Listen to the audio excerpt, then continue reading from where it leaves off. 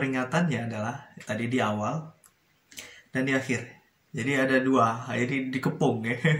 Mahasiswa itu pemikirannya dikepung untuk ingat agama. Jadi awal kita mulai dekat dengan agama, ingatkan dengan agama, akhir juga kita dengarkan dengan agama. Jadi nanti tengah-tengahnya nanti kan mudah-mudahan dipayungi oleh nilai agama seperti itu.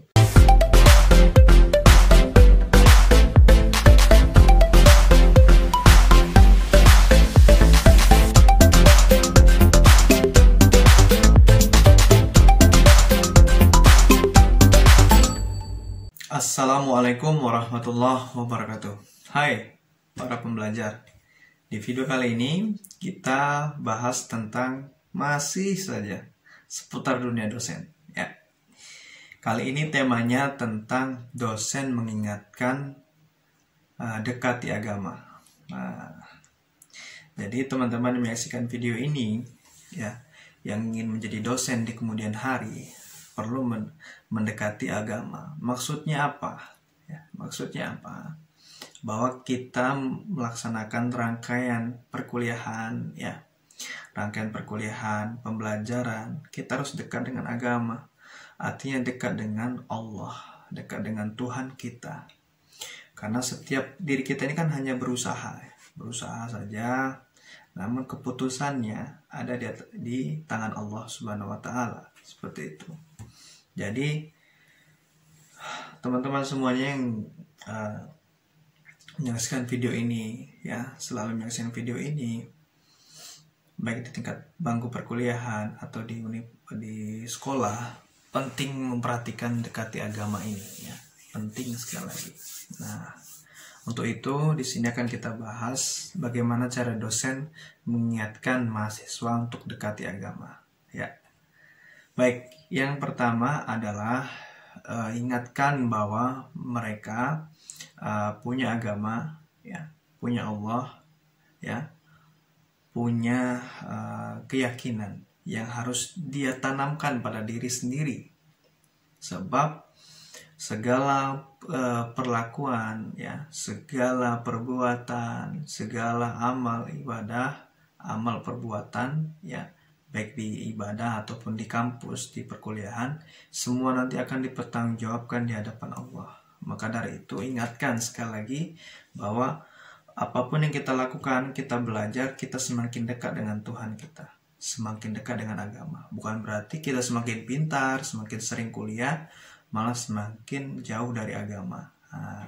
Kita tidak inginkan itu, Makanya ingatkan lagi kepada mahasiswa untuk selalu dekat di agama, ya, mendekat kepada agama. Insya Allah kalau kita dekat dengan agama, segala perbuatan kita, segala sikap kita itu selalu dipayungi oleh nilai-nilai positif, nilai-nilai agama, sehingga kita bersikap dengan baik, bertutur kata dengan sopan, berinteraksi dengan santun, seperti itu, sehingga kita disenangi oleh orang lain, disenangi teman-teman kita, dan juga disenangi oleh dosen-dosen. Dan ketika kita dekat dengan Allah, dekat dengan Tuhan, dekat dengan agama, maka kita lebih tenang, lebih nyaman, seperti itu, lebih serius, santai mengikuti perkuliahan. Di sini ada 3 hal ya, berdasarkan pengalaman dan pengamalan saya dalam menyampaikan materi pelajaran di dunia kampus ya.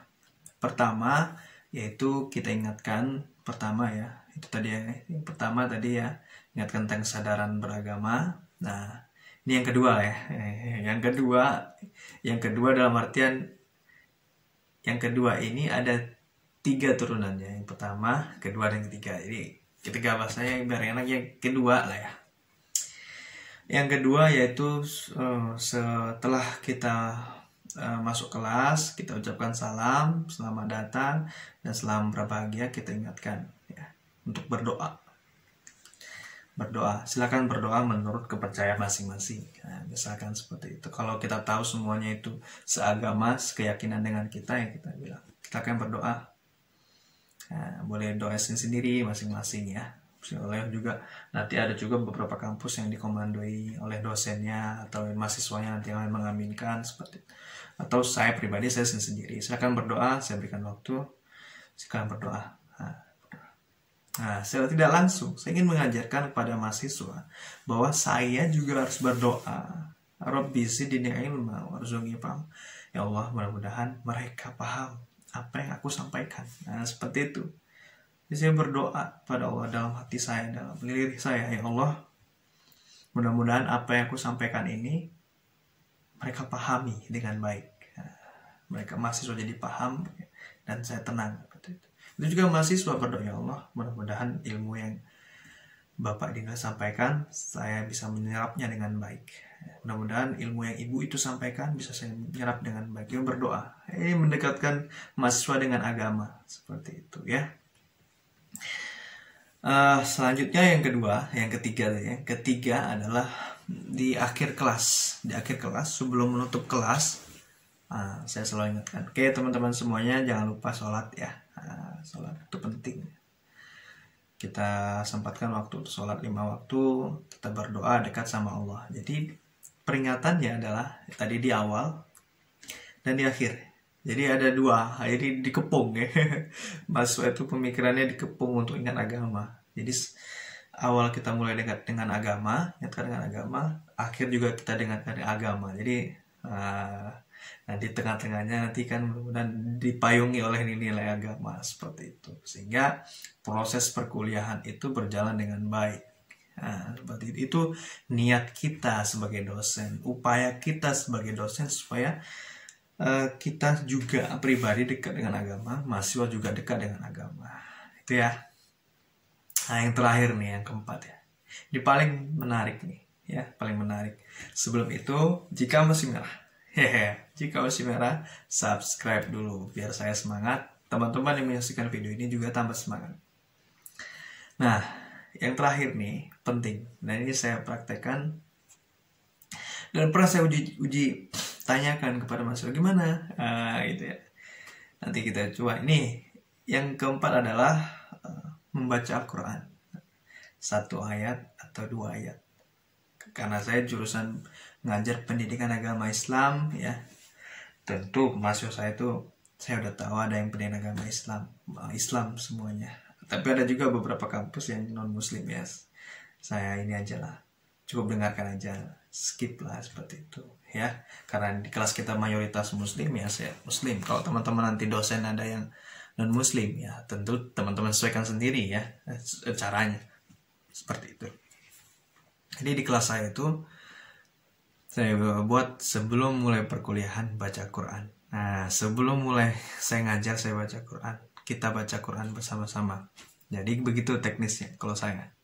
Sudah selesai berdoa, baik di kelas saya silakan bawa kitab mushaf Al-Quran. Boleh yang ada terjemahan yang kecil-kecil itu ya. Boleh, atau pakai handphone juga boleh. Baca. Saya memang sengaja melis itu. Hari ini 3 orang ya, sesuai absensi. Presensi kehadirannya. Silakan baca, kita mulai surat Al-Anfal misalnya. Surat Al-Anfal ayat 1, masing satu orang 1 ayat, 1 ayat. Hari ini 3 orang berarti 3 ayat. Besok next. Orang keempat, kelima, keenam. Ayat 4, 5, 6. Next. Nah, terus sampai semua dapat giliran baca Al-Quran.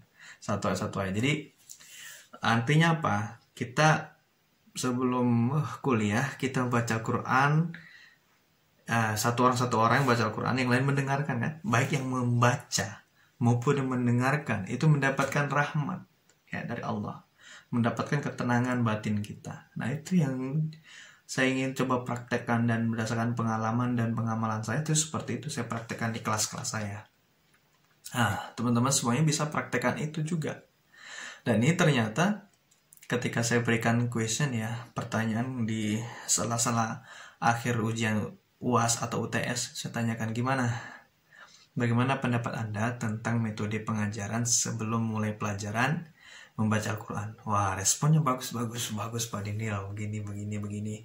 Dan ada juga kan, karena mahasiswa kita itu selain dia jadi mahasiswa, mereka juga udah ngajar sebenarnya, udah jadi guru honorer ya, jadi guru pendamping di sekolah-sekolah gitu. Dan mereka praktekkan, Pak Dinil, saya sudah praktekkan loh, sebelum mulai kelas, sebelum pelajaran di sekolah, saya baca Al-Quran dulu sama anak-anak saya, murid-murid saya. Wah, saya senang, alhamdulillah, bagus ya.